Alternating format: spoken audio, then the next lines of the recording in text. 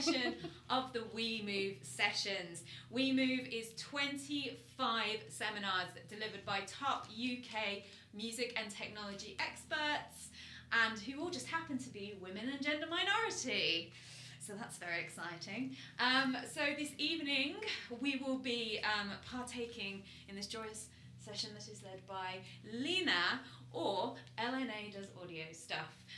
So a little bit of bragging about Liina, because that's always fun, is Liina LNA Turtonen? Very good. Yes! Said the name Liina right. Turtonen. Turtonen, yes. Yeah, very good. Okay, thank you. Is a music producer, musician, and I'm going to add the word prolific YouTuber, based in York, UK. She is best known for her audio production YouTube channel, LNA Does Audio Stuff. It features detailed tutorials, music production techniques, new music production gear, yes, etc. LNA also does fun music production challenges that aim to entertain as well as demystify the audio industry. We can always use more of that. And make it more approachable for everyone.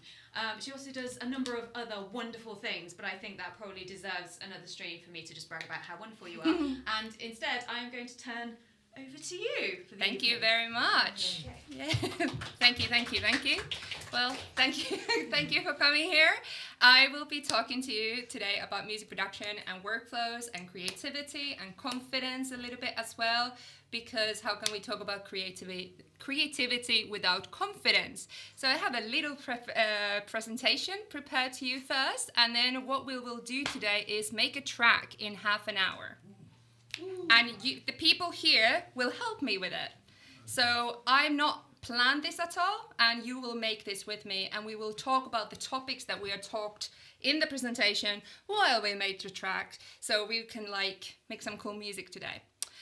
So let's get started with this first. So preparation workflows. So how I like to think about workflows is that we actually have several workflows while we create. So we have the workflow, which is almost like our emotional checking workflow, right? So we need to be really conscious of who we are, why we create, why are we in this space, why are we in our studio, why do we use the equipment we do, and we need to understand all that before we can actually even create, because if we don't understand that, that's where creative blocks happen, and that's where we get confused, or we get overwhelmed, or we feel like, when we have released our music, we feel like it's not good enough, or, people are gonna judge me, or so on. So the first point of our preparation workflow should be really accept that there is no failure in creativity.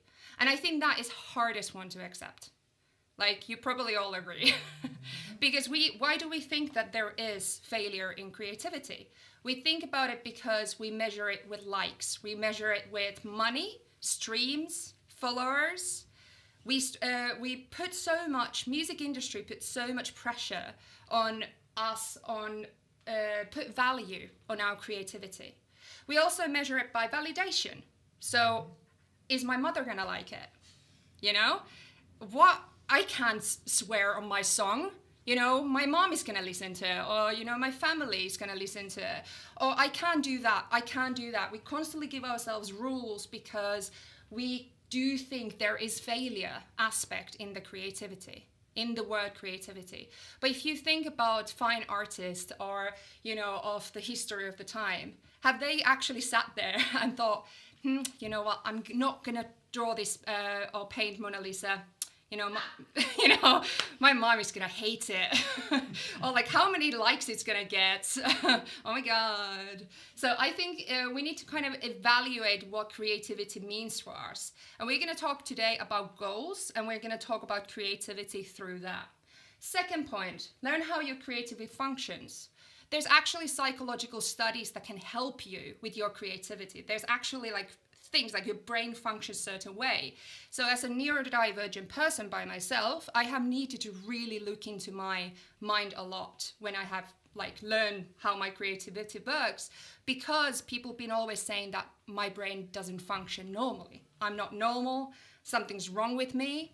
And actually, because of this process of realizing that there's nothing wrong with me, and actually learning that being neurodivergent is actually a superpower and not a disability has really made me understand my creativity and how it functions. And I recommend everybody to do that, to understand there's different type of creativity, there's different type of intellectuality, there's different type of, are you intellectual in holistic way? Are you intellectual in spoken way? There's so many different ways that your brain can work, and what's your way to be you. And that's something that I recommend everybody to kind of actually study and look into.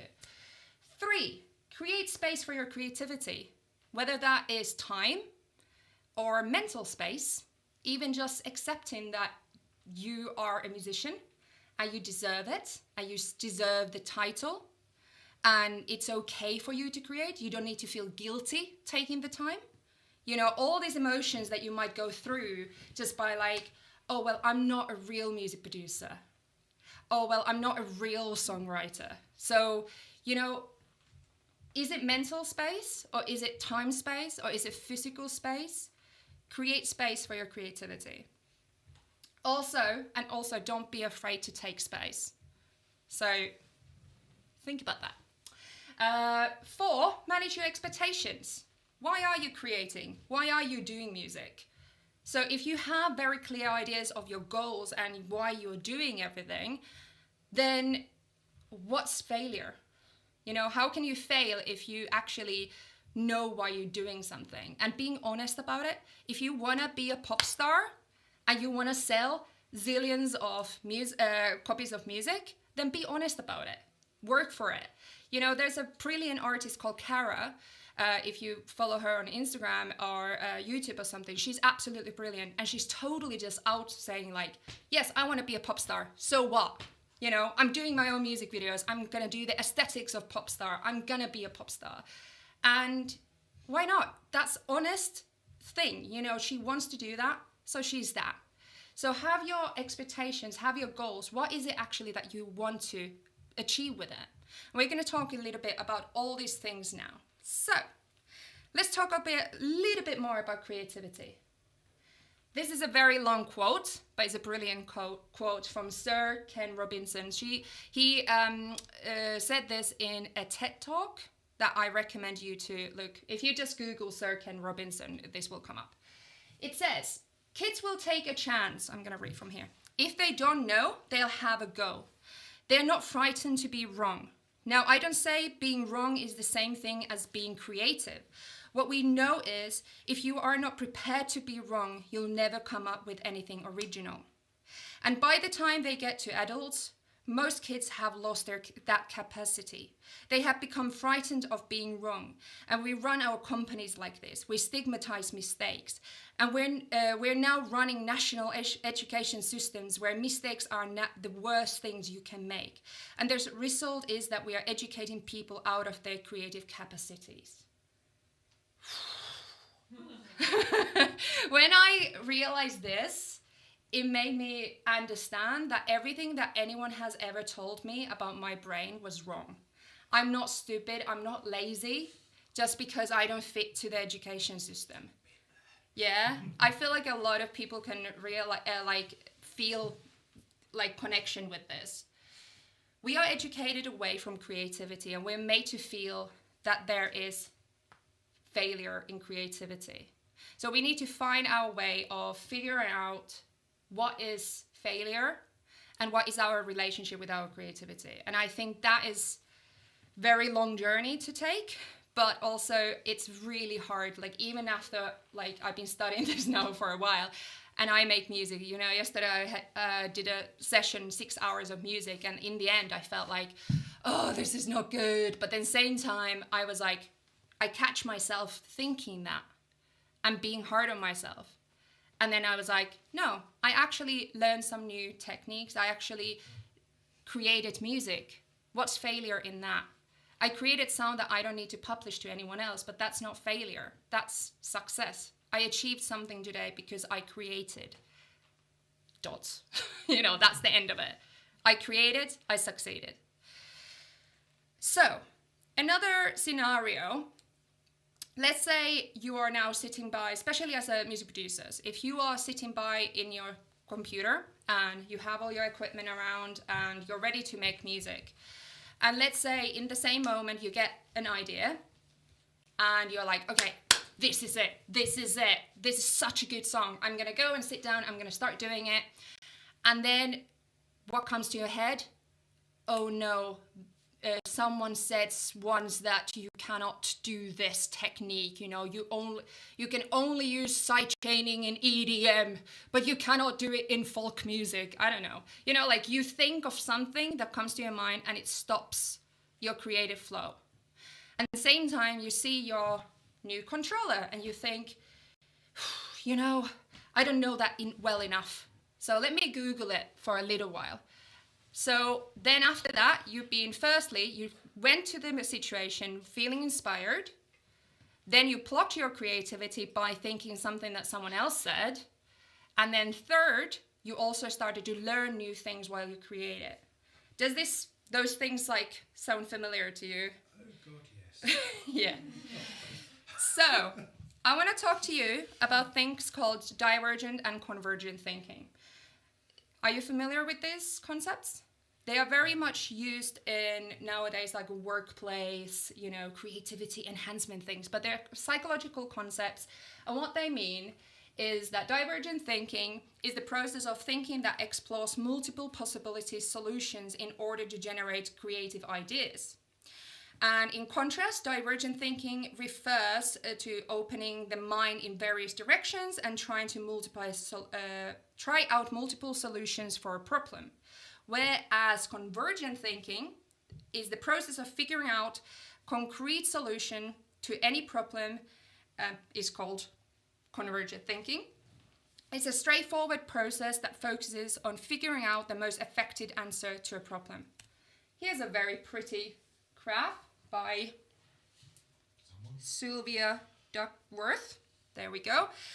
This shows divergent and convergent thinking really well. So divergent thinking is when we are in a shower, on a car drive, when we are creating and we're just pulling out ideas, and it, you know, like when you're just, ideas are just flooding through you and you're just like, okay, that's divergent thinking. We're just really just pulling them out. We're reaching out. We are not censoring anything. We're not thinking anything else. It's almost like we're not responsible of the ideas we have in our head. Some of them might be horrible. Some of them might be kinky. Some of them might be, you know, whatever. We're not responsible of what happens in our brain. It just comes out. Yeah?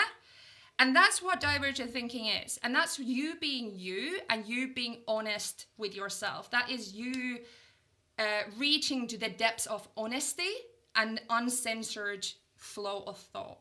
Whereas convergent thinking is analyzing those, criticizing so we have an idea and we are taking the ideas we had and now we're thinking, where do they fit in my life?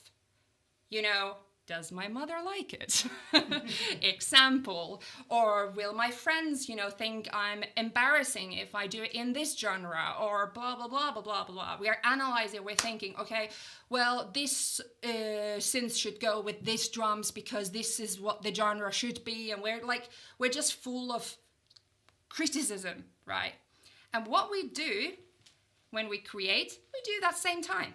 Every single time we sit down to make music, we do divergent thinking and convergent thinking same time. Okay? What if, just an idea, we do them separately? So let's say we have one day where we have a session and we just say we're going to do divergent thinking. Again, remember workflow. Workflow word is basically instructions that we give ourselves. It's a structure. We like structure because then we feel we're not responsible of what's happening. So we like structure because then we feel much more, we don't like instructions, but we like structure. And that in creativity, and that's what workflows are, is structure. And therefore, I would suggest that you would think about, example, doing those things in different separately. So we would have one day, we're just doing divergent thinking. And every time you catch yourself being judgmental about what you just thought, then you're going to stop it and you're going to still do what you just wanted to do. You know, what the idea, you're going to finish the idea even if you try to stop it with your convergent thinking. Then you're going to have another day where you're going to have convergent thinking. Okay, now it's time to take these ideas that we just had yesterday and we're going to analyze them. Okay, where could this idea go? Where could this idea go? And you know, this pool of ideas could be the kinkiness, and it could be this and that and that. And it could be just mix of so many things. And in this point, you're like, you know what? That is kinky, but it's kind of cool. So you still think, okay, you're kind of fighting yourself. You're thinking, you know, it's such a good idea, but how could I make it work? So that's you analyzing instead of just shutting it down straight away as it comes. You need to trust the process and let them come and then just take time and think about it. How can you make it work?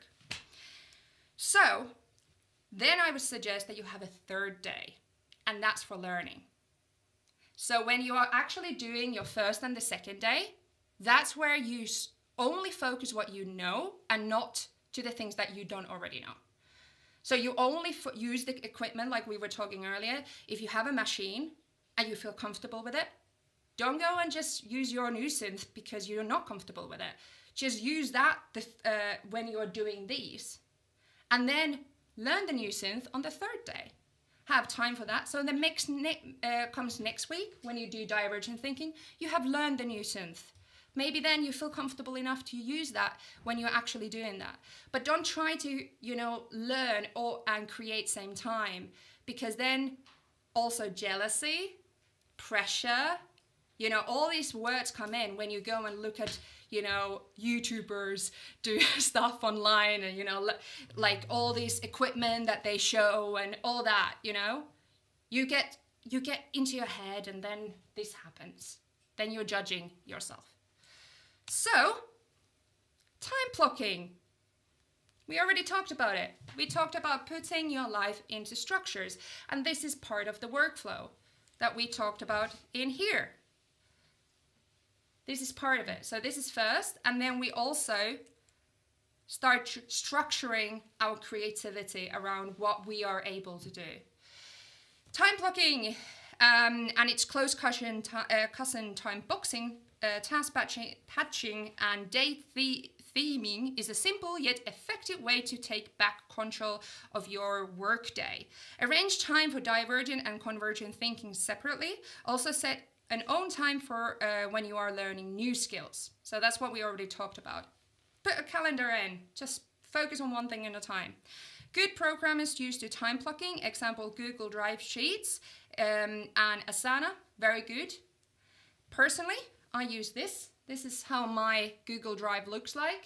So yes, I might be a geek and be there. My husband looks at this and he's like, oh, there she goes again, like theme colors. And, you know, I'm just like, but for me, it just, when I started to actually be as nerdy as this about Google Drive, it really helped me because I'm doing all my, like, on the left, you can see here video dates. That's all when my videos are coming out. Then I have when I'm making the videos. And then I have like when I do music. I have 1 month when I make videos, 1 month when I make music. I'm currently writing a book, so I have month for that. So I have like all these months like blocked.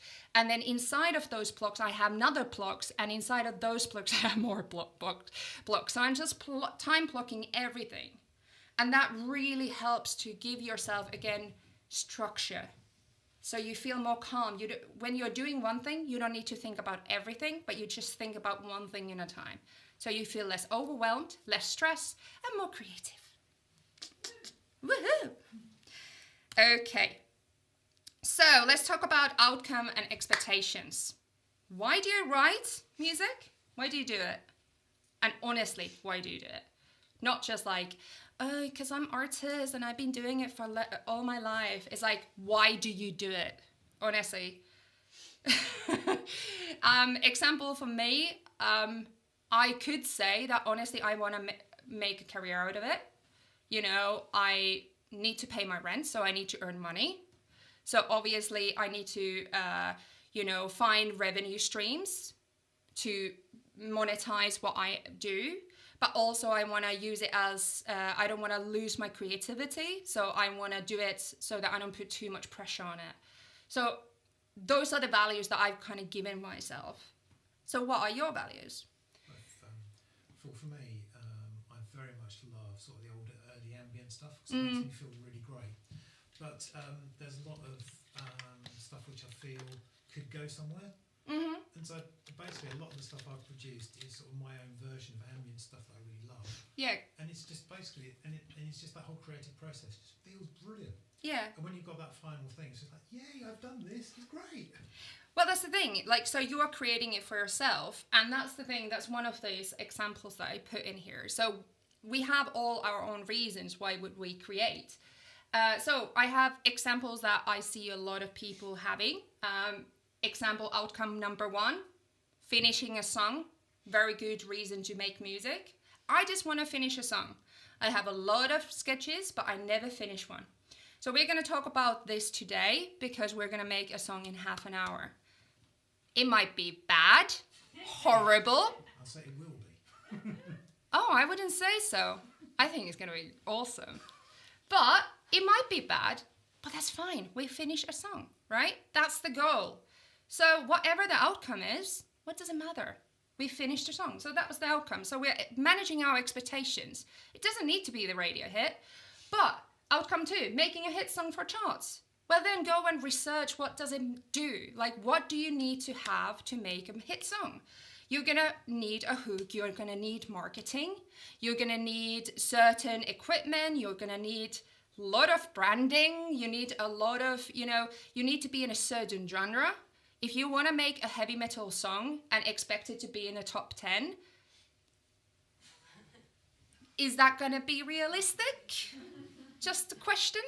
So listen what's on the top 10 and create that. Study what goes in it, save money for marketing, hire a marketing person, and, become the pop star you always wanted to be. Why not? And also, there's no shame in it. If you want that, then just do that. Outcome 3, making music you love. Example, that's what you said. You just want to make music because you love making music. And you don't need to sell it or you don't need to finish it maybe. Sometimes you just want to you like, example, gear. You like experimenting new sounds, all that. That's absolutely valid. But be honest about it because then you're going to be less disappointed if you don't achieve the things you secretly wanted. Do you know what I mean? So just like at least then you're going to be clear about it. And then we can go back to this one and we can actually say there's no failure in creativity, right? Because we manage our expectations and, if we create a song and it doesn't become top 10 song, but we didn't do the work to be on the top 10, then how can you expect it to be on a top 10? Because you can't just live your life just expecting people to come and give you everything you want. You need to go and get it. It's literally 0.0000001% that will get found in this world. So if you want something, do it. Nobody's stopping you. Okay, so song in half an hour. Who believes that we can do this? Of course. Yes, that's the attitude. I've done it in less than that. The theme tune I did for you. Can we use Splice? I actually did that in half an hour. Well, there we go. That's good. That's the thing. So we're going to talk about workflows now a little bit. So we talked a little bit already about guidance. We like structure, right? So sometimes we feel like structure can limit us because it's instructions. If someone is saying, do this, do that, do that. But actually you can give yourself structure. As we said about time blocking, as we said about convergent and divergent thinking, but so we can do an action plan for our actual workflow. So if your goal is, example, to finish a song, this is a brilliant idea. So I did a video where I made a pop song in 10 steps on my YouTube channel. And I did that in 7 hours. That took me 7 hours, and I give those guidance, and I followed the guidance, and I made a pop song. It's not my style. I'm not actually loving it, but there's some people who'd be loving it. And also, it's a full song. It has transitions and everything because I gave myself a guide that said, first do this, then do that, add bass, add chords, add this, add that, and that. And I followed that. In the end, I had a song. So we can do that for ourselves. We can have the production, songwriting, composition. There can be several different plans you can vision before starting. So this is your plan. What do you want to achieve? First, you manage your expectations. Then you make an action plan. These all can become part of your creative workflow process. So example, we can have a time plan. Make a song in half an hour. Make a song in 2 hours. Make a song today. Also, there can be a goal. Create a draft of a song in 30 minutes. That could be just a goal for today. Maybe you have an aesthetic plan. Instrument used or setting limitations. Make a song only using wavetable. Maybe. Could be a good challenge. Harmonic plan. Example, use a chord progression 1, 5, 4, 5 or something like that. So think about what chord progression it is. Harmonic plan is actually when I started to do harmonic plans, I noticed that I eliminated one step that usually blocked me, which was, do you know like when you start creating and then you solo one track and you end up actually doing bass line in a different scale that your chords are because you're just creating one track at a time. So if you have a harmonic plan, you're not going to do that. So I would recommend having a harmonic plan. The order of steps. Maybe melody first, chords first. Tell yourself, now we're going to do it like this. Obviously, plans change, so you can change it because you made the plan. So you are in the power of it, so you can change it. Changing your workflow can give you inspiration and direction when you are searching for new creative flow. So maybe, one day you do chords first and then melody first and then bass. Or maybe you just do another day that it's drum first and then only vocals and nothing else. Get creative with it. We have a workflow example and we're going to use this today for our half an hour song. So plan. Our goal is to finish a short song in 1 hour. Sorry, no, half an hour. Harmonic plan. You wish. 1 hour. Harmonic plan is gonna be let's put C example. Let's do C minor. That's okay. I like minors. Instruments, synth, drums, and vocals. And we're gonna add a bass as well. Limiting instruments, wavetable, analog, and drum rack example. You all can give me some ideas which one I need to use. Start with the chord progression, add a bass line, add drum beats, arrangement, lyrics. I have a microphone here. We're gonna even add lyrics today. And we're gonna use divergent thinking for that. So we're gonna just ideas. They might be horrible. That's fine. We're just gonna go with it. Because I used to do improv theater. And in improv theater, the one rule is that you never say no. So if you say something today to me, you know the answer. Yeah, good idea. Yes, and. Yes, and. Exactly. That's the plan. So, who has a timer?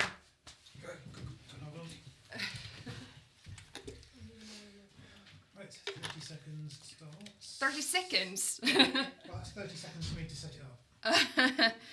So we're going to start with chords, and we started with a C minor. Okay, I'm starting now. Okay, what instrument should I use for that? Chords. No, that's different. Which one are like Ableton known ones? This is taking time. Yeah, wavetable, thank you. Just saying. So what I'm gonna do here, I'm just gonna be very random. I'm gonna add some tone, activate oscillator 1, some square wave, the oscillator 2, I'm gonna activate that as well. Let's take some random, there we go, that's beautiful. Okay, that's gonna be our chords. Also, I'm gonna add unison because that makes life just better, generally. If you don't add unison, I don't know what you're doing. Okay, we don't need to record activate. We're gonna create a clip. And you can do this in any DAW you want. I'm gonna add 4 bars for chord progression. And Ableton Live 11 was a beautiful babe because it gave us scale option. So we're gonna go to C minor, there we go, and we're gonna open it up so we can see it a little bit more.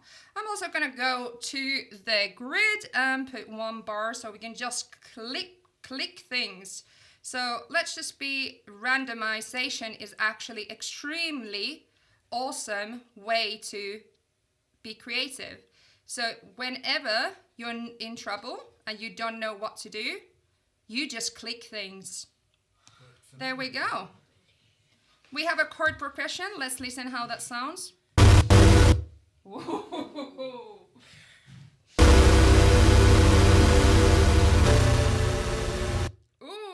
we're going dark. I'm just changing it. Oh no. Something like that.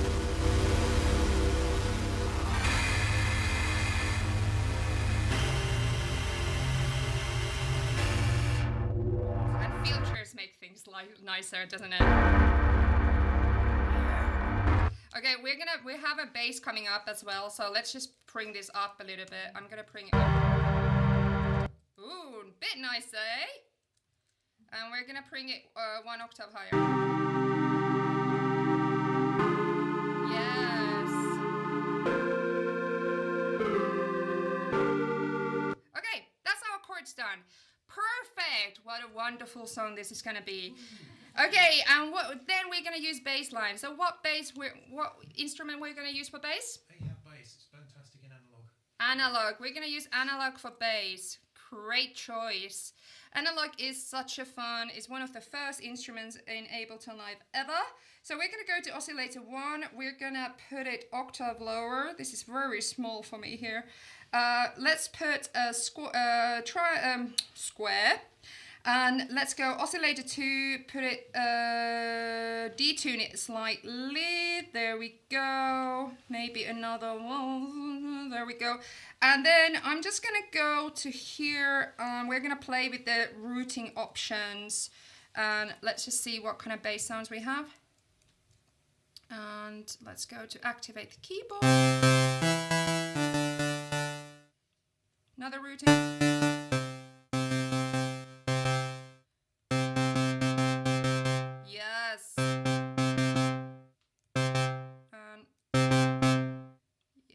Let's try with the routing a little bit more. Yes, that's our bass instrument. Okay, so one of my favorite tips for creating any funky bass ever is using pentatonic, minor pentatonic scale, and being very random again. I love being random. So what we're gonna do is we're gonna go from here into minor pentatonic. There we go. And we're gonna start clicking things.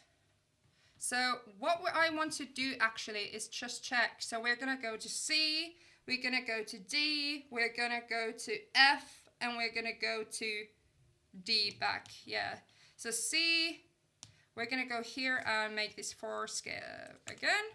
So what was it? C, D, oh no, I'm just gonna let's just be random. I just want to see. C, D, F, D? Yeah. Can we can put the G on the last one, so it's D over G, and we can have kind of a 5-1. Yes, so we could have G. Because I went to the pentatonic, so that's why. Oh, okay. Yeah. You know what? I want to use it as a 1. Let's just see if I just do this. Something like that.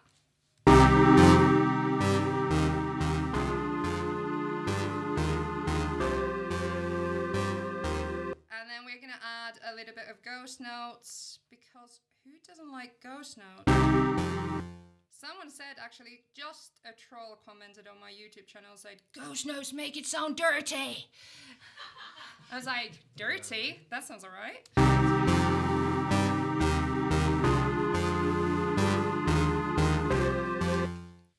I'm not like hating that. No, it's awesome. Yeah, okay. That's our bass line. Okay, then we have a drum beat. I'm not gonna ask for maybe drum rack. Sounds great. What I'm gonna do for that one is I'm actually gonna we're gonna go for random. So you say stop. Say stop. Stop. Okay, that one. Oh, that's actually. They picked the worst one. Yeah, that's not drums. Say stop again. Stop again. It's that one. Here you go. Sounds great. Perfect. Thank you very much. And here we go. We're gonna get kick. And let's put a linear drum pattern, which means that none of the notes are on the top of each other. So we have and then I have an extremely good drum writing course happening on my channel right now, so you can go and have a look how I wrote this there now. A little bit shameless advertisement, there we go, and let's put, so you can see that none of them are on top of each other. So let's see how that sounds.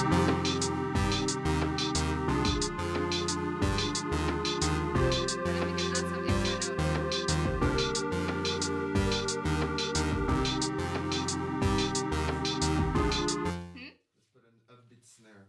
Yes. Yeah, that snare is not really flat. Oh, there's a jazz. But this is a good point. We can get stuck now because our plan is to do half an hour. So now if we start to look for samples, what happens? You're gonna get stuck. Trust the process. We can always change stuff later, right? After the half an hour. So. Would you put another clap after that one and use the chance thing where it's like about 25%, so you get like a nice... Oh, like we're gonna do randomization. Okay. So we just put for velocities. We did some. Actually, let's put that for the.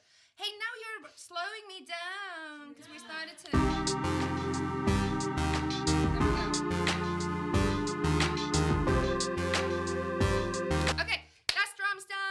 And now we're gonna go. What's the time? How much time do we have left? You're the timer. Okay.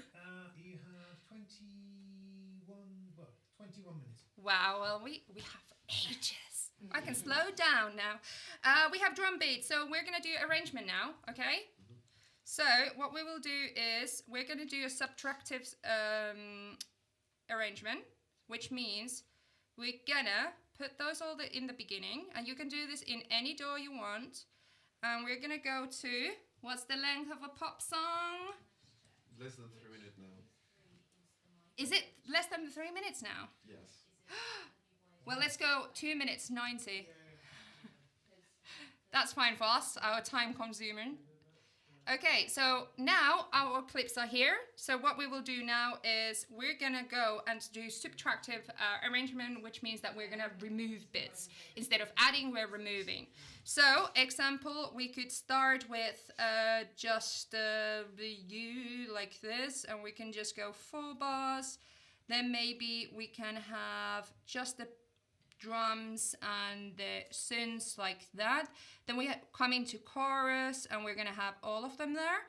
Then we might have a little verse in the middle, which is only example those two, that one there. Maybe the drums come in a midway. After this we might have a little drop, which might be only maybe these two, and then after that we're gonna have another chorus, and we're gonna have a C part, which is gonna be only you, that one there. Don't know what that was. There we go, and that's our arrangement done. That was fast. I don't know how that sounds. And then what we're gonna do is set up gaps.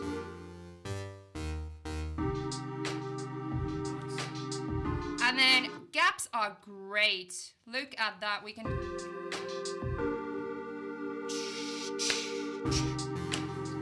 You know what I mean? Just add gaps everywhere. It just adds life. And again, we rather put emptiness than adding stuff in this point. So there we go. We have beautiful arrangement.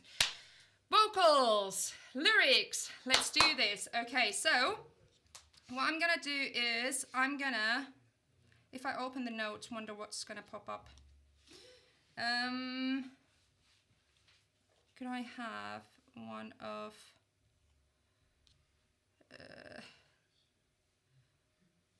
you know what, I'm gonna use my phone for that. I started to think like if I'm gonna open it in a stream and all my passwords or something pops up. That would be so me. Okay, so what we will do is I will ask some questions from you and then I will make lyrics out of it. So can you tell me your, did you have a pet as a child? And what was the pet's name? And tell me funny one sentence about your pet. I have a cat. Yeah. He's a male. His name is Mao. He's a male and his name is And the Mao. funny thing is that he likes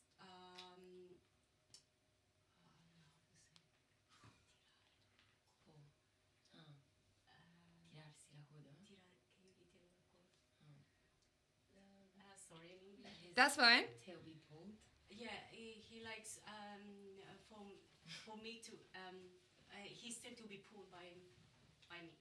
Oh, he likes he likes his tail to be pulled. Yeah, exactly. You're setting me some dirty lyrics here. I don't know, but There's a metaphor there somewhere. so I have cat. He's male and his name is Mao. Yeah. He likes his tail to be. Divergent. We're gonna do that. I know exactly. Okay, can you tell me something about a school memory School memory. or a person in school or something? I remember I was bored in English class and I escaped from the window. I was bored in the English class and I escaped from the window. I wish I had thought of that. There's a film in that. I know. You went after the cat called Mao, right? Exactly. Yeah. Of course. Okay. So your turn. Tell me about your favorite food. Oh shit. There's too many. Or maybe a nice memory around food or something. A nice memory around food. Actually, I discovered a new vegan burger place yesterday. That was very good. That was called Mercy Burger. Oh, that's a hook. Yeah. Discovered a new vegan burger place yesterday. It's called Mercy Yes. Burger. Have mercy. Oh, have mercy. Mercy, my burger. Have mercy. I want to eat my burger with my cat called Mao. I was going to say, you should have called it Meow. That would have been funnier. Not a cat burger. Not a cat. Oh no, That's it's vegan. It's made out of hairballs. So, could you tell me a memory about your grandparents? Walking along the seafront going to buy custard tarts. That's cool. Walking by the seafront to buy custard tarts. Okay, now we're gonna make a song out of all this. So what I will do is I'm gonna get a microphone and remember what I was saying about failure? Why am I doing this in front of stream and in front of you all? There's Because no failure. there's no failure in creativity. There is no try. So we need to just keep on it because why not? I actually have a tattoo that says why not. So just why not? We only live once. Okay, here we go. We're gonna start.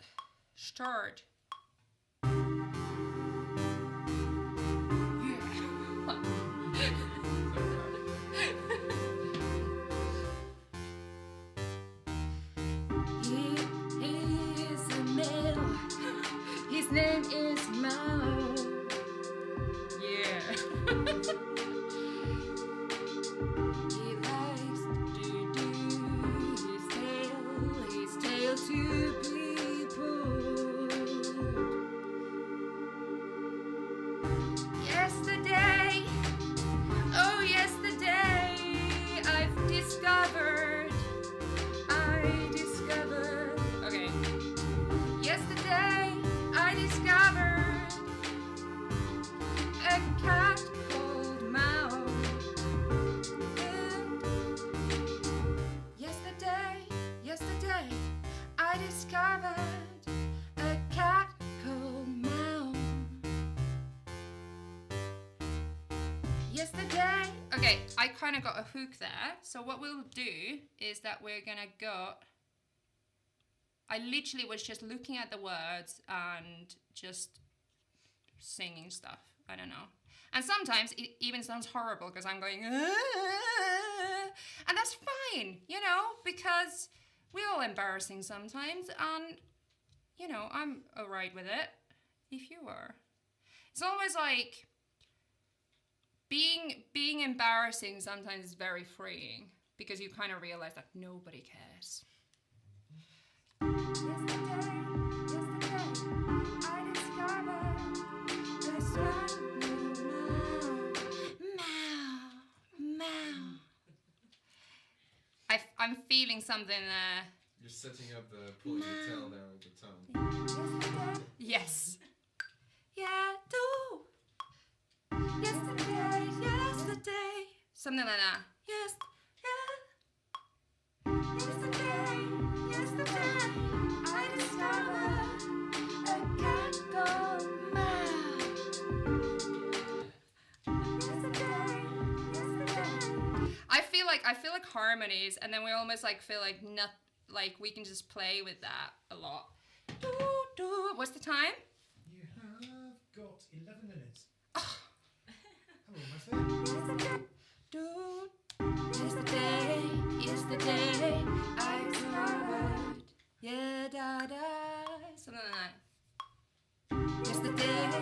Yesterday, I discovered a cat called Mao.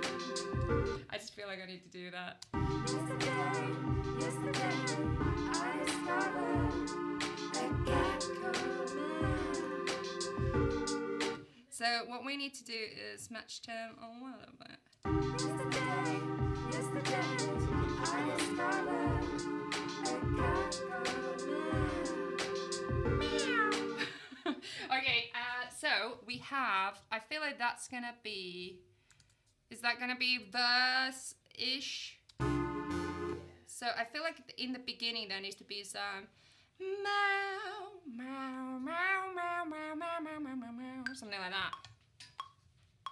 Meow, meow, meow, meow, meow, meow, meow, meow, meow, yeah, meow, meow, meow, meow, meow, meow, meow, meow. Honestly, who let me be here? That was me.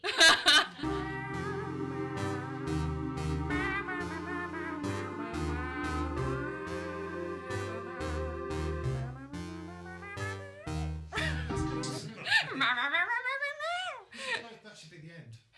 Yes, we can also copy paste that here and just go for.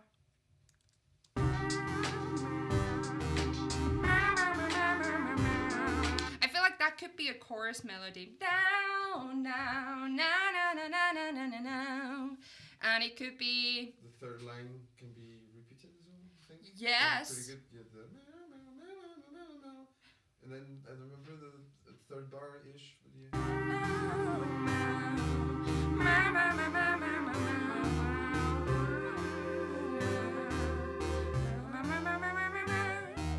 Yeah, something like that. So we have I escaped from the window. When I discovered a new weekend bag. When I discovered, can we tie them together? Yeah. Please tell the people when I discovered. Now pulled me towards a vegan restaurant. We want to encourage veganism though. Let's see. Again, now we started criticizing, right? Isn't it weird? We started already like overthinking it because we were thinking that, oh, it needs to tie in, or, you know, so again, we need to stop that. And what I need to do is just press that and go, I escaped from my window. I was bored of my friend Mao.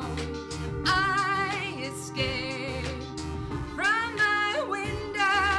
I was bored with my friend Mao.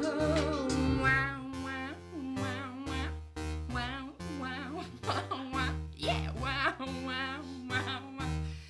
My friend Mao. Yeah.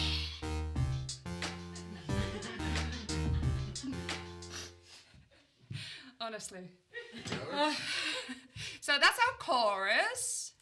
And what else do we need? I think that's about it, because that's another verse. We have a little bit of repetition. Yesterday, I discovered again, that's not all in tune. That's fine. Who cares? We can always go back and just tune it later. You know, that's the thing. Is like in my head, I'm kind of like, oh my god, is it embarrassing? No, people are gonna think I don't know how to sing. You know, I'm gonna be in. You know, nobody cares. Nobody cares, literally. And that's the thing that we need to get out of our heads, is that people would care. Like, obviously they care, but you know, example, like when we make a song. And who do we want the most validation from? Is our friends and family. Who listens to our songs the least? Our friends and family. Because we've done so many of them. Yeah, exactly. Because they've heard it and they don't understand how much validation we need. You know, so it's also like just kind of accepting that, and look when we're looking for validation, is that in a loveliest way possible, nobody cares. And make the song for your cat Mao. Yes. Maybe that's the only audience you need. Exactly. Mao will appreciate you. I'm sure he will. Exactly. I certainly enjoy the tail on the echo. Sorry. So I think what we will do is we have here, you know, these three. I'm gonna put them as chorus, and then we had that something like that, and I'm gonna just put it.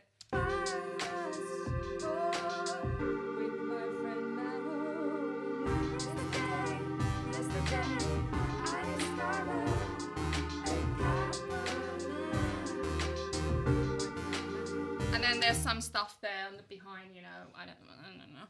But that's, I don't know. Do we need more? What's the time? 5 minutes. 5 minutes. Okay, so what I could actually do is use these and use one of my favorite tricks to make anything sound good. And we're gonna go and instruments, and we're gonna get a simpler. Why did I not wear my glasses, I ask? That's also adds a nice level of randomization to this. I'm like, okay, so what we'll do, we're gonna drag that there, and this sometimes is even better than just lyrics, you know, maybe for a chorus or something, and we're gonna go and slice it up. Maybe put sensitivity a little bit less, like that. And we're gonna go and find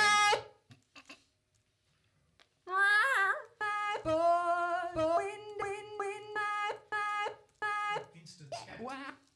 Singing.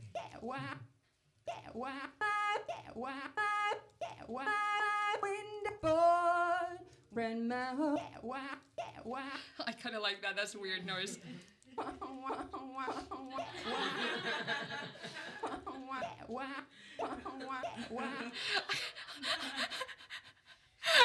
god! You'd never leave the house. Well, I don't. No, my wife I don't leave a house because this is my job.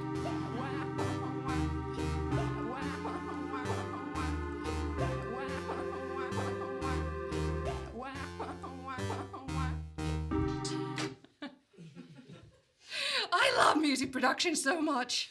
It's the greatest thing ever. So even that was already random.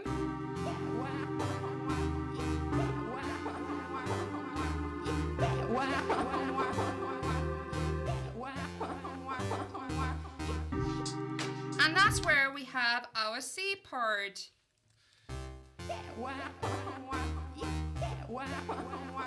And then, you know, we could just add plenty of effects. What's the time? You have 3 minutes.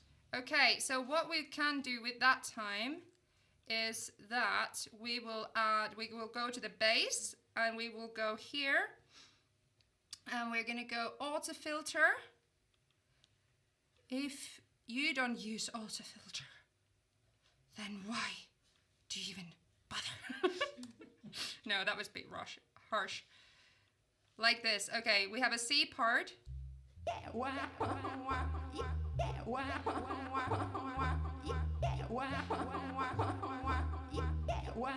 Oh, I have an idea.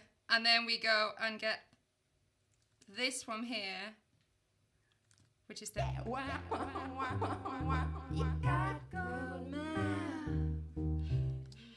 And then we can just continue this. And go something like this.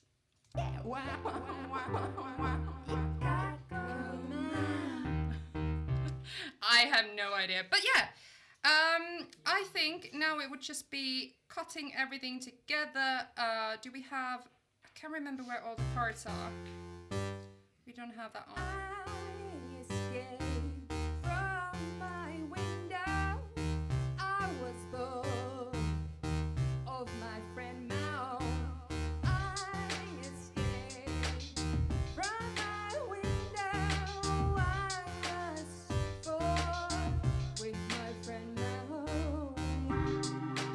So that's like where chorus comes again, and I think that's about it, is it? Yep. You've got 1 minute 20 to spare.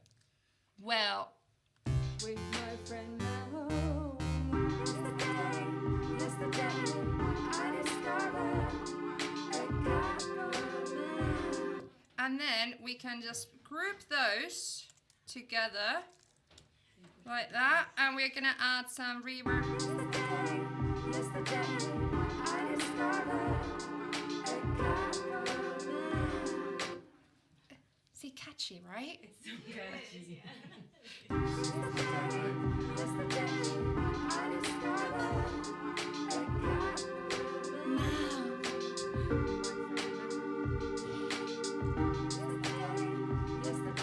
A bit out of time, but again, nobody cares. They're fine. We kind of get the idea, and I think that's it. Yep. With 30 seconds to spare. How many seconds? 30 seconds. What's the title? Cat called Mao. There you go. Yesterday. So should we have a little listen from the beginning? And then we will. I will show you one more thing, and then that.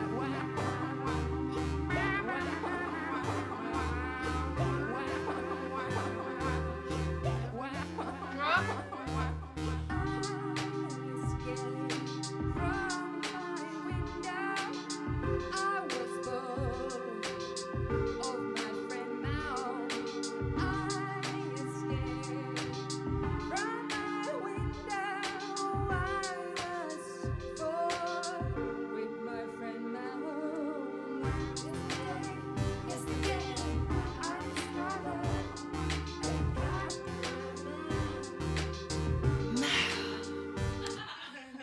There we go. Wonderful. We have an idea. And again, now we can go back to here, and the question is, are you happy with the outcome? Absolutely. Who here is happy with the outcome? Yeah? Yeah? Why are we happy with the outcome? Are we thinking it's releasable? Yes. Yeah? You would release it. It's finished. which was the goal. No, she's It was. Finnish. I am Finnish, but it was also finished. So I've never heard that joke before No, in my sorry. life. Are you? The standard of where we got into that, obviously, like I see that there is ideas there. There was some interesting rhythm. So now the goal was definitely there. But out of that was quite an interesting track for a certain person. That could be something that we could develop now. But do we feel a level of accomplishment? Absolutely. Yeah, I definitely think so. And which one of these questions is more important? Accomplishment. First And one. happy. First one. Happy. Interesting. See, like I feel that with the second question, you will find the answer to the first question. Do you feel the set level of accomplishment? If you feel accomplishment, you might feel happy. And accomplishment is defined by your expectations and by your goal, what it was your goal. So if you feel the level of accomplishment, then you might find happiness from that. But also find happiness in the process, otherwise it's not livable. Yes, and find happiness in the process, which is basically the whole point of this whole class. And sometimes the way to the accomplishment is a bit longer than 30 minutes, so you need to hold on to there. Yeah, exactly. So yeah, it can be a longer process, but it just depends. Yeah. And I think both of these questions are extremely important. Is that we need to feel happy in the process, obviously, and like everything that we've gone through today is so that you can just make music and enjoy it and not stress and not feel pressured, and you can just find kind of almost like, playing music and is literally playing music, like what kids do, playing. So when did we take away that play? We turn the play to something else. So it needs to be fun, it needs to be you, and it needs to be, fun, enjoyable. That's it.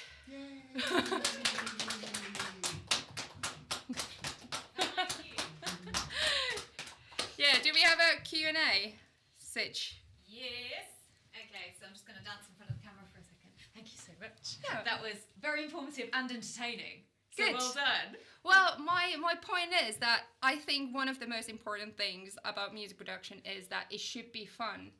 And when we look at content or we look at educators, I feel like so often we need to just not feel intimidated, but need to feel like it should have the same feeling as when we're making music. So. Well, you'd be pleased to know that some people on the stream have been basically doing this along at the same time. Wow. So they've been setting their own little 30 minute kind of, I'm going to try and find this kind of patch or this synth or something. So yeah, That's brilliant. It's working. So I'm gonna swoop back there to catch any questions that come up, because obviously the stream is a little bit delayed. Yeah. Because YouTube. So it's a case of you lot get the first pick if you have questions. Don't leave her hanging, because you've got like a special window now before anything comes Ask off me the screen. anything. Ask you anything. I'm open book. Cool. Hi. Thank you for the talk, first of all. Thank you for Learned listening. Very interesting stuff. How would you go about, like, I don't know how you see it, the dynamic of, so when you do a track that you care about, and the sort of like how to deal with involvement and detachment. So I think a lot of very interesting thing you had at the beginning, especially about sort of like how to get things started. Yeah. It was kind of like, who cares? Mm-hmm. You know, just be free, play with it, divergent, you know, and I think in there's a lot of great stuff to get started. Yeah. And when you get to development and more, I guess, finishing songs sometimes can be an issue for because, and as a producer, I think it's the number one goal. It's not even to have something bad or good, it's just fucking finish it. But when it's something you care about, you also need this level of sort of let go of it a little bit, like, you know, it is what it is, but So yeah, how do you see this sort of caring very deeply about something, but also sort of letting it go to get it started or getting finished? Yeah, so I think there's a couple points in that. I think mentally we need to trust the the process. Again, it's about the goal as well. And so let's say I have a deadline. Do I use my own time to mix it, or will I get somebody else to mix it? Do I actually sit there and, adjust that one snare for like 5 hours? Sometimes we need to be quite harsh with ourselves and be like, put the computer down, and we just need to take a step. But to be able to be in that process where something that we care about, and, I guess what you're asking is like, when is the time to put the computer down and move forward, or to... Yeah, or I think it was more bouncing on the divergent, convergent. Right. Also thinking with, I think that the divergent sort of requires a certain freedom Yes. of thoughts. It's very natural what comes up, but then as you start caring more and more, you try to find solution. Then you become more divergent, and so sometimes it works really with a different process. Yeah. Of writing the song. I guess that's a really good question, because I feel like the process does change, because we feel like the importance of the outcome becomes much more present. But does it need to become more present? That's the kind of question. Is like, if we have a publishing date set, and we have a branding already set, or we have everything, obviously then we have a certain pressure which can then make us analyze everything what we do a lot more. But the question is almost like, well, could you give yourself the time to be able to separate divergent and convergent thinking all the way to the end? Could you, example, when you have all the bits already down, you already added effects, you already added details, lifts, drops, everything, all that, and you're in the process where like you still have some stuff that needs to be done, is there room for convergent thinking, or is it fully divergent? So example, convergent thinking, that point would be that you listen to it, you export the track and you listen to it a month, and in that month you just listen without no notes, without DAW, without anything, so it's almost like finding your technique to be convergent being without judgment. So something I do is exactly like stay away from the DAW, and I export the demo, and I just listen to it in a bus, on a walk, something, just randomly I listen to it. And when I walk and I think about the song, what does it make me feel? What do I feel like is missing or something? And then I have divergent moments where in that moment, example for me, divergent thinking is, I'm going to make a list. I'm going to listen to it. I'm going to make a list of everything I want to change. And I change them. And when I change them, I go for a coffee. I come back. I listen to it. I make a list of things, I want to change. And when the list is, you don't have anything anymore on the list, then it's done. Then it's almost, again, you have a workflow for yourself, that you have set yourself a system to say when it's ready.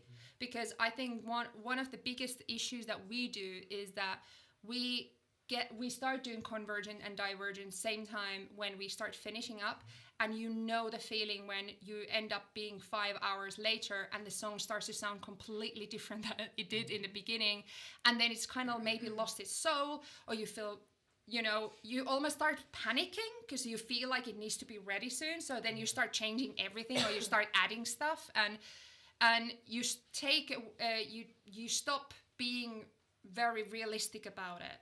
So I think it is the case of still finding ways to separate those and still keep giving yourself the workflows till the end of the whole song.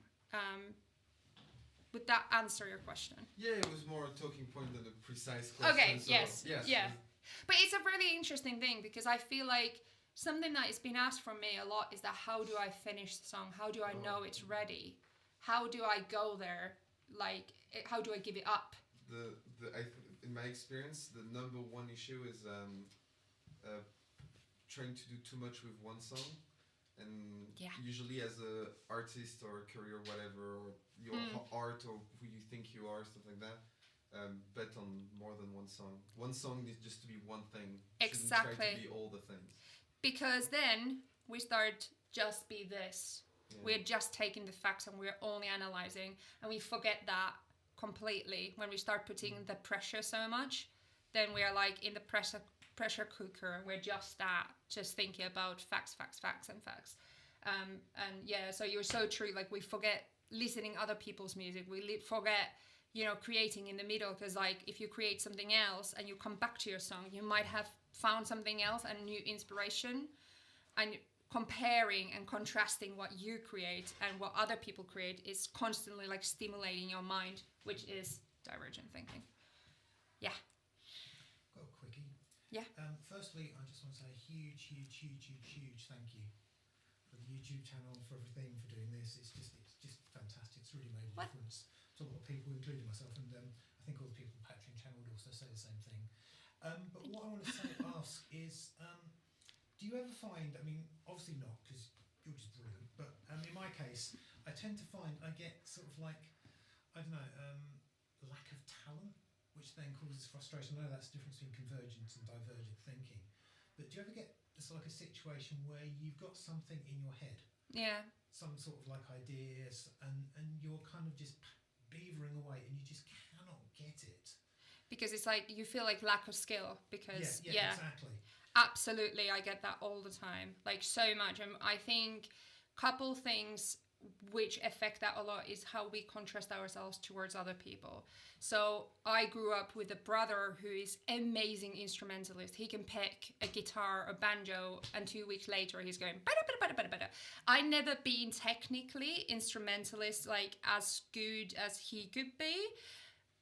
And this is me contrasting straight away. I'm thinking I will never be as good as that person. But the fact is that I can only be me, and I'm adapted in other things. I'm adapted to be, improv person and just like pull like weird lyrics out of nowhere without feeling crippling shame. But example, so we need to focus on the things that we're naturally adapt to do, but then also, so I think those things that we're naturally adapt, we will focus again. It's like focus on things that you already know instead of things that you don't know. And then that's for the divergent thinking. And then when you have the third time, which is learning new skills, I would like to be a better guitarist. So then I use that time, the separate time, to learn to be a better guitarist. But I'm not mixing it with that, because what's good in that? I'm just going to sit there trying to create and think, my brother is a better guitarist than me. So, that doesn't do much to my confidence or my creativity. Or, example, I see Instagram and how there's an amazing keyboard pianist or something. And I also think, you know what? I've used so much time to learn to be a good producer. I know Ableton upside down. I know how to mix. I know, really well how compressor works. So I'm like, you need to think where your skills are at, and instead when you're comparing, and not to think where your skills are not in, because it doesn't help at all. Like if you're constantly just thinking, so that time that person was learning to play guitar amazingly, what were you doing? You learned these things, or you were doing that stuff. And, I think we need to be kinder to ourselves, and as much as it can be very hard sometimes, it's not like I couldn't do it. It just doesn't fit my personality. Doing YouTube videos is a lot more what I'm adapt to do. So again, it's about figuring out who you are. There's no right or wrong way, but it's much easier to do things that you adapt to do than trying to do like swim against the tide. Do you know what I mean? And even though if you want to be the other way, you can then have the separate time just to practice that. And I'm not saying don't do things that are difficult for you. I'm saying that be kind to yourself and be patient and practice. But like when you're creating, be patient. And what you mentioned at the beginning about sort of like having one day of creating, another day of analysing, and another day of learning, that really makes a lot of sense. Because when I'm producing, when I'm creating, I tend to like, okay, I don't like that sound. How do I make that sound? And go on Google, and and then basically you've just lost the day because all you've learned is how to use Google. You've not learned how to play it sound. You've just learned that there are other people on Google who are much better than you. Well, exactly, and that's the thing is like you need to take care of your mental health and your creativity and your confidence. Creative confidence especially, is very, very fragile. So being conscious about that, your creative confidence and its fragility, and being sure that you take care of it, and knowing how to take care of it. And again, it kind of comes back to the fact that you create space. You deserve to be confident. Do you know what I mean? You deserve to have space. You deserve to do that. You don't need to be in crippling anxiety about everything all the time. Like, you deserve to be confident. So then take care of that and find ways to protect yourself from that jealousy or from that, because we all feel that, every one of us. But that's okay to feel that as well. But That's really useful. do you know what I mean? Very much. Have you ever had a creative block, and how would you overcome a creative block? Oh my god, I've had so many creative blocks. I literally had years of creative blocks. I was writing for a publishing company when I was 23 as a songwriter, and basically the experience destroyed my confidence completely. And after that, I basically didn't write songs for years. So what I've done now is that now after those what I did is that I focused completely just music production and learning that skill, and throughout that I found my confidence back. Is like, actually the fault was not in me, it was the experience that really took my confidence down. So I think when we have creative blocks, it kind of comes back to these aspects, is that when you are, remember that there's no failure. Remember to, create your workflows, to give yourself time, and, take away the pressures, take away whatever is blocking it. Figure out what's blocking is it the fact that you are trying too hard? Stop trying. Just start creating, start enjoying it. Is it because you're not enjoying it that you're feeling the creative block? So figure out what it is that is really bothering you, accept it, and be honest about it. And then these 4 aspects, that works. No worries. I'm just loitering now. Okay. I was like... So I have a question, which is using, this was a really good, really interesting tactic, almost, to use if you're like, I want to make a thing, but either I don't know where to begin, or I've overthought it, and now I'm just stuck in a rut of one loop over and over that I can't seem to make fit to anything. That kind of thing. That's all amazing. I'm curious to know though, roughly what percentage of your songs do you feel like you finish? 2%. Okay, so do you feel like this is a good tactic to employ when there's something you really want to finish as well? I think, with finishing, I mean publish. Right, okay. Not complete the arrangement or... Complete the arrangement, I would say probably 80%. That's pretty great. So I would say about 2% I would publish. Okay, yeah. So I would say 80% with this tactic, it definitely makes me to finish it into a certain standard, but to mix it and master it, I would say that it's just the ones that I really feel like they are me. But yeah, as a creative, it's definitely working. Cool. I started... it's because I'm writing a book about this topic right now, so that's why I'm. Oh, good! I'm glad you mentioned that. Oh yeah, I forgot in your intro. Coming up, some point, a book about all this topic. But so I started studying this topic a lot after I did my master's, and I studied how push-to is affecting our creative workflows, and I kind of started to understand how much we are overseeing underestimating our psychological perspective on the workflow. So it should be us first and then the equipment, not other way around. And the world, how now it's working, is that we are evaluating first equipment and then our creativity. We are the ones who make the equipment to work. So we are the ones who are the creatives, and Ableton is the paint. It's the tools. It's the tool, it's the brushes, you know? But we are the ones who put the paint into the canvas. So I think we need to figure out what's going on here before we can actually even go and, use the tools, because the tools are just there to assist us. So I think that's why, I don't know what the question was, but I think, I think understanding what goes here will make you to finish a lot more, because you care less about everything else that doesn't matter. Yes. So yeah, you start to be a lot more, and it all comes down to confidence. Just being yourself and believing that what you're doing is you and okay and awesome, and it's that there's no failure in creativity, basically. Cool. Does anyone else in the room have any more questions?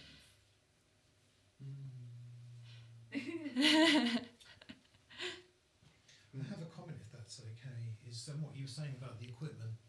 There was actually a documentary I saw ages and ages ago. It was David Gilmour was talking about making Dark Side of the Moon, and he was saying, I mean, this is like the early to mid 60s.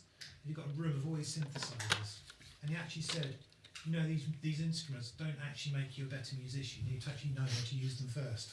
Yeah. And then he basically created the On the Run sequence, which he did in literally 3 minutes. Wow. He just said, that's how you do it. And he said, it's all about you, it's not the equipment. That's exactly, yeah. There's like, you need to be you first, and then the equipment. Yeah. And when you kind of get that into your head, then there's nothing else than just enjoyment. Because then you will focus fully just you and your creativity, which is... Yeah. Cool. Divergent thinking and like, honestly, when I figured these two out, I was just like, it's like, how great is this, and the fact that it's actually based on like data is awesome. It makes just so much sense. Cool. Amazing. Did you have a question? Maybe just to finish then on the divergent convergence. I think I don't remember who's the original quote, but it was said by Stephen Fry. And it was saying that the part of your brain that makes you good at something is the same part that makes you able to assess if you're good at something. Yeah. So therefore, usually people that could be very talented at something, they're also going to be very critical. Yeah. They're going to be very conscious of the difference. And I would say probably in terms of creativity, sort of doing the song is going to be the divergent part, and criticizing yourself is going to be maybe the more convergent part. And I think in the songwriting process is of course a balance of the two, producing as well especially.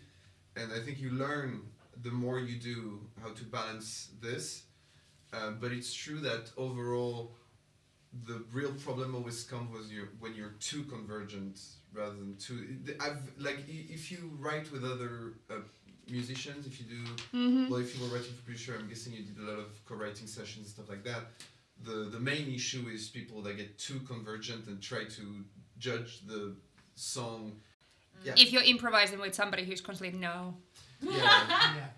So, but that doesn't work. At some point, you do need to be convergent, of course. Yeah. But rarely I've found it has been an issue that it's lacking. Yeah. And I would say probably you trust. Let's say, as you said, trust the process. Because it's like either you're good and what you do is good, so trust it. Or either you're bad, and then probably you're not very well able to judge it's bad because you're bad. So in both case scenario, just go with it. But also that I think that like when it's also art is judged by value, many different art aspects of value. So if you are not good on the terms of music industry, then you might be absolutely brilliant in 10 years.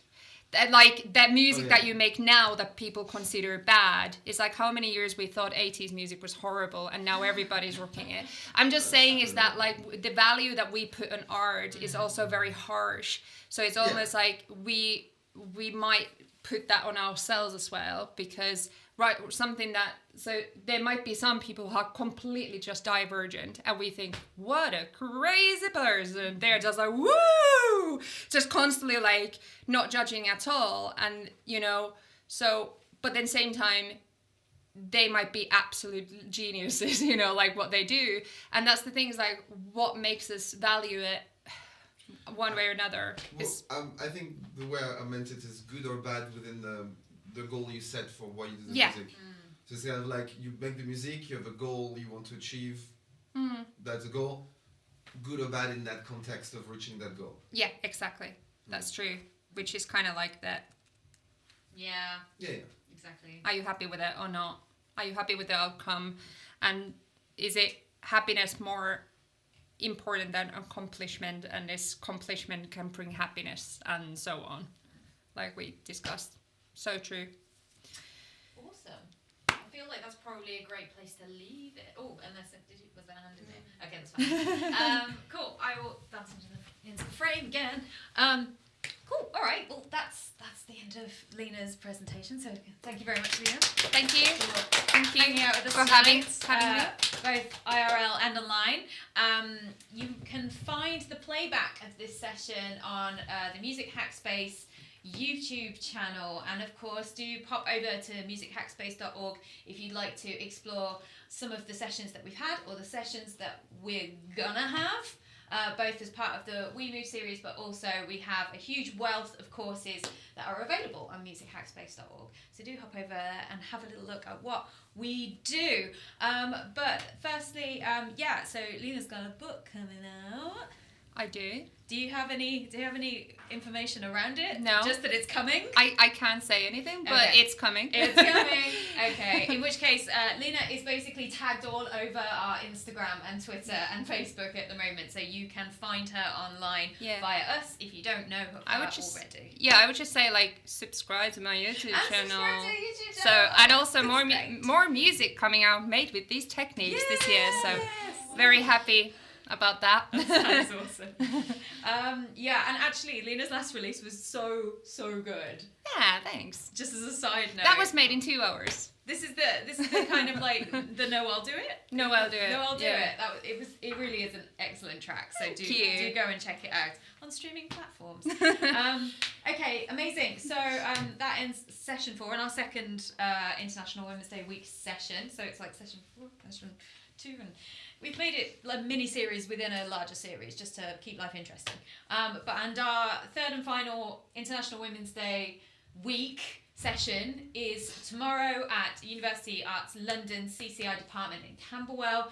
It's going to be half an hour later, sort of, than usual. You can find the details on our YouTube channel and on musichackspace.org, and we will be both entertained and enthralled by the drumming sensation that is Vicky O'Neon, who will be talking through drumming and technology techniques. And we've just been chatting all day about this, and it's going to be so much fun and so interesting. So either you've still got time to book your IRL spot if you want to come along, pop down to Camberwell.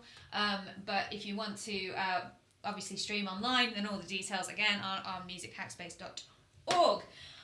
I think that's all of the things that I need to say. So basically, everybody have a absolutely terrific evening, and thanks again to Liina. Thanks for having me. It's been delightful. So, and thanks so much to you lot in your homes who've been following along and making your own music as well, which is just awesome. So yeah, thanks ever so much. We'll see you soon. Yay!